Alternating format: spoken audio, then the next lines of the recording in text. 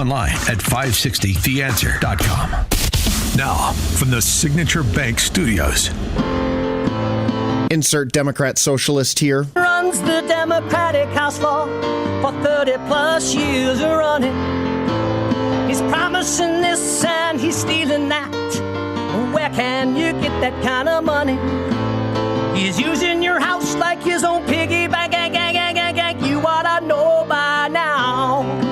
You can pay off your house here in Illinois, but you can never keep up with the taxes. Oh, how it's always been the plan to have a taxpayer pay, no doubt. Not a matter of if anymore, but when. You're moving out. I said, when you're moving out. Top of the morning, Dan Proft here. Chief Judge Beach. How is that focus committee doing an urgent review? Focus committee, scare quotes, urgent review, scare quotes, of the electronic monitoring program in Cook County going? Any updates yet? Oh, I know, you just got on the job. Yeah, what to do about it? It's a real mystery. This week in Chicago barbarism, a 27-year-old man who escaped electronic monitoring earlier this year is now charged with trying to kill a Cook County Sheriff's police officer who tried to take him back into custody on the south side. Members of a fugitive apprehension team tracked this guy down 6 months after he cut off his ankle monitor device and disappeared from his Fort Heights home. When officers located him, the individual drove his black GMC Terrain directly at a task force officer, pinned the 51-year-old officer between the SUV and a building, and then continued driving. The injured officer was taken to UFC hospital with injuries to both legs. He is now charged with attempted murder, aggravated battery of a police officer, and leaving the scene of an accident involving an injury. He is the 22nd person accused of shooting, killing, or trying to shoot or kill someone in Chicago this year while on felony pretrial release. Perfect. Another story about the wonderful success of the Safety Act in combination with the electronic monitoring program, which is used, whether it should be or not, as a proxy for pretrial detention. How is that going?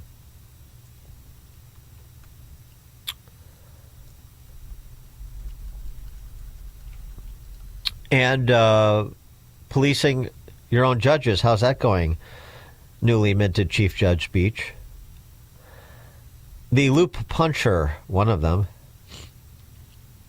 Man wearing ankle monitor attacked 3 women days after judge refused to detain him. Thank you, Governor Pritzker and the Safety Act. Back in a Cook County courtroom on Friday, accused of randomly attacking 3 women in the loop this week at a time he was supposed to be confined to his home on electronic monitoring for randomly attacking 4 other women in the loop.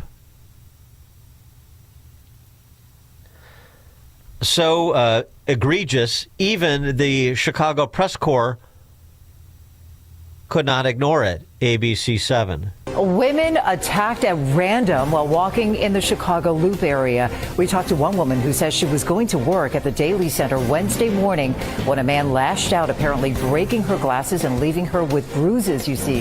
It happened to at least 2 other women that same day, and now police tell us that they have arrested the man who did it. Marlon Miller is being held in jail, but when we looked into his record, we actually found a series of similar cases. Miller had been placed on electronic monitoring, a program that has recently come under scrutiny after that fiery attack on a woman sitting on a CTA train. The suspect in that case was also on electronic monitoring. What we're learning about all of these attacks tonight on ABC 7 at 10. Thank you so much.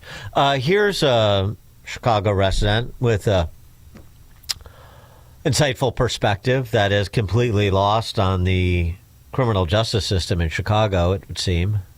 The more the system does that and arrests people and then just throws them back out on the street that need help, the more we're just going in that loop. We're not solving any problems. So. Yet another random attack in Chicago. Imagining that. Right. So a guy attacks 4 women and then you release him and it just perpetuates the cycle of people being victimized. You don't say.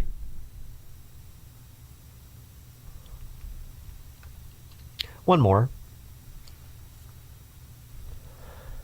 Get ready to be particularly disgusted by this one. A 23-year-old Cal City resident who's been arrested 6 times in Chicago this year, including multiple times on the CTA. How's that new safety plan coming along, Mayor? I hope Sean Duffy and the Department of Transportation is serious about pulling CTA funding. A 23-year-old Cal City resident arrested 6 times in Chicago this year, including multiple times on the CTA, is accused of sexually assaulting a disabled woman after pushing her out of her wheelchair at a downtown Red Line station. The 33-year-old woman was riding an inbound Red Line train when this guy boarded her car near Belmont. As the train continued toward downtown, he wrapped his legs around her. He wrapped his legs around her wheelchair and began kissing and groping her while saying he wanted to perform sex acts. CTA surveillance video shows him wheeling the victim off the train at Jackson, pushing her onto an elevator. The woman later told officers she could feel Griffin, this guy, pleasuring himself behind her inside the elevator. Video show Griffin, this guy, sorry, don't want to say his name, this guy wheeling her off the elevator, knocking the wheelchair over, sending the woman to the ground. She landed on her stomach and struggled to breathe from the impact before he climbed on top of her, pulled down her pants, and sexually assaulted her. The victim screamed she was being raped, drawing the attention of a CTA customer service agent who summoned a security guard, and the assailant fled. Now he is being detained on charges of aggravated criminal sexual assault of a handicapped person, aggravated battery in a public place, aggravated battery of a handicapped person. 6th arrest in Chicago during this calendar year, his 3rd arrest in 6 weeks. For more on the topic and the wonderful new power structure we have, you can't blame Tim Evans anymore, can't blame Kim Foxx anymore. We've made dramatic improvements, so I'm constantly told. Have we? Mark Glennon, founder of Wirepoints, wirepoints.org, joins us. Mark, thanks for being with us. Appreciate it. Good morning, Dan. So the focus committee that was formed to perform an urgent review of the electronic monitoring program, that's what new Chief Judge Charles Beach said. And so... We're not getting much action yet. Judge Beach has his hands full in terms of changing what I think that the Tribune, in an editorial about this a few days ago, said is a deep culture that runs through the entire system. That's what has to change. You can change the rules on these things. There's still a lot of discretion involved in it, but until the culture changes and you recognize that you got to lock up these people who are sickening. I mean, listen to your description. It's just sickening. Those people got to be taken off the streets. And, changing the chief judge is fine. Eileen Burke's doing a better job, but we're not there yet by any means.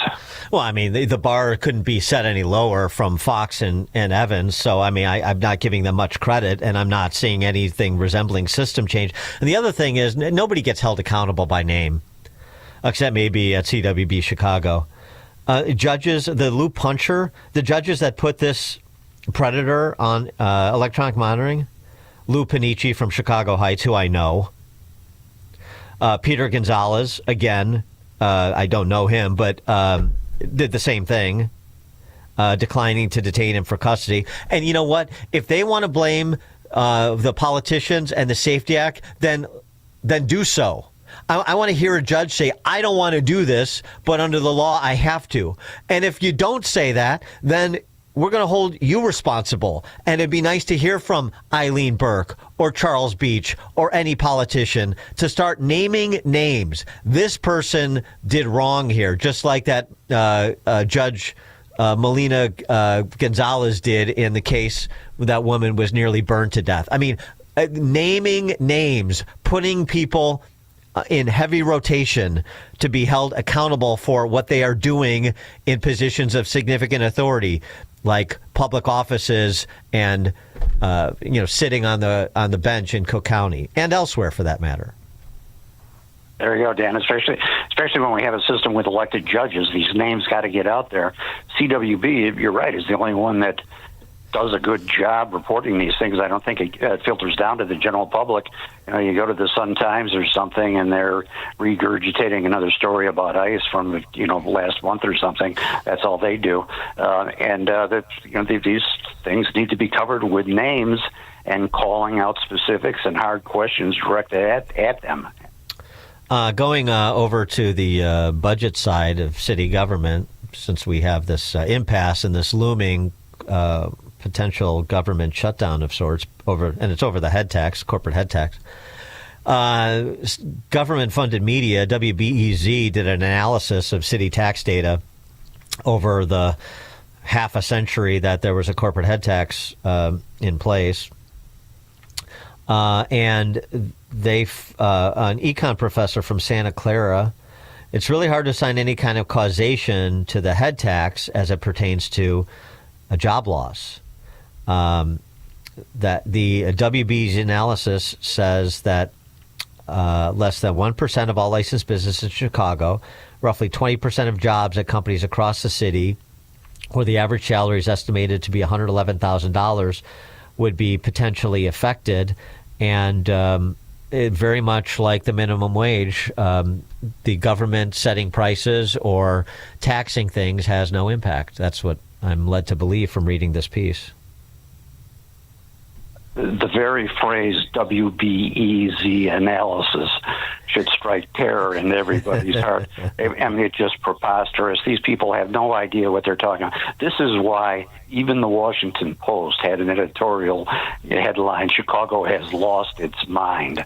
They couldn't put it more bluntly. It's kind of a breakthrough, actually, to get even the Washington Post to post a headline like that, but that's exactly what they're talking about when it comes to the head tax. The more tax you put on something, the less you're going to get of it, and they don't have any evidence to the contrary.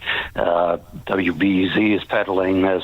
A number of the other lefty sites are doing that. It's nonsense. I mean, you mentioned the CWB Chicago and their stories about these public safety offenses being getting down into the larger public. I mean, do you get the sense, you're in and around Chicago, Chicagoland, North Shore, do you get the sense that any of this is resonating? The confiscatory property taxes being highlighted, particularly in majority black neighborhoods on the South Side this go around, the lawlessness, the turnstile justice system, the endless series of growth stunting taxes and profligate spending. I mean, is anything? Do you hear anything in your circles and conversations that pops up again and again that you find encouraging or constructive? It is. We certainly see it in the polls. Whether it'll translate into election differences this time remains to be seen. I actually live in the city now, not in the suburbs. Right. But people do. They're paying attention to this. I mean, it's absolutely true that crime and property taxes are at the top of the agenda of what concerns people, and they're putting that way ahead of some of the traditional issues that they worried about, like global warming and everything else. So I'm hopeful that voters are going to wake up, but we'll see. And the city of Chicago in particular, that Washington Post editorial was a bit surprising considering the source, but it's also just an obvious review of what the facts are. This impasse between Brandon Johnson and the alderhumans over the corporate head tax. What's your intuition on how this shakes out? I really have no idea. It's possible that there would be an impasse, and that would start causing problems at the first of the year with potential freezes in payments going out. That might be a good thing. If you really want to shake things up. I was talking to I can't name them, but your very top private sector investor maybe 4 years ago, talking about how to get some action. And he said, what's obvious in the private sector, he said, you want to get some action on this, just stop paying interest on the bonds. That's what you would do, and something drastic like that if you were a company that in this kind of shape, and then you go renegotiate with creditors and really put in drastic reforms. But that kind of mentality is not there yet in the city. Maybe it'll be forced on them, but we'll see. Yeah, maybe they could, inadvertently stumble into creating a moment that they're otherwise trying to avoid. I mean, maybe that might be the most we can hope for. Mark Glennon is the founder of Wirepoints, wirepoints.org, all things Illinois policy related. Mark, thanks as always. Thank you, Dan. Take care. And Mark joined us on the Turnkey.pro answer line. This is Chicago's Morning Answer. I want Christmas. Just give me plain baby Jesus lying in a manger. Christmas. On AM 560, The Answer. Honey, why does it take you so long to get ready? Because I've got one tiny sink. I'm trying to balance makeup on the back of the toilet, and the mirror's always fogged up. Sounds like a circus act. Exactly. And I perform every morning. At Forever Remodeling, we create bathrooms that fit your life, not the other way around. From extra storage to spa-like showers and timeless finishes, we make your mornings easier. Visit foreverremodeling.com. That's the number 4, everremodeling.com. Listen, I'm going to be straight with you. Pain doesn't just hurt your body, it steals your life. I know because I've seen it with people I care about, and maybe you're dealing with it right now.